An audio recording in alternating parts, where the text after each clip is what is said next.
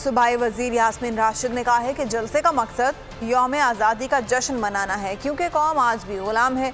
आज़ादी के जश्न सारी दुनिया में स्पोर्ट्स स्टेडियम में मनाए जाते हैं। हम अलग बात नहीं कर रहे, हमें 75 साल में आज़ाद मुल्क मिला, लेकिन हम एक कौम नहीं बन सके और इसी वजह से कौम को ज़हनी तौर पर गुलाम बना लिया गया। यास्मीन राशिद का कहना था कि आवाम ने अब फैसला कर लिया है कि हम महकूमी की ज़िंदगी नहीं गुजारेंगे।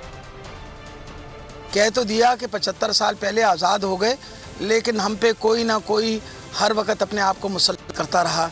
आज अल्लाह ताला की मेहरबानी से अवाम में ये शऊर आ गया कि हम एक आज़ाद कौम हैं।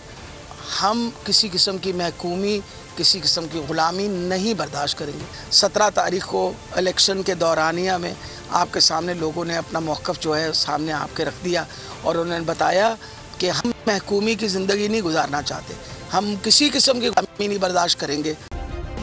सब्सक्राइब करें और बेल दबाएं ताकि कोई खबर रह न जाए।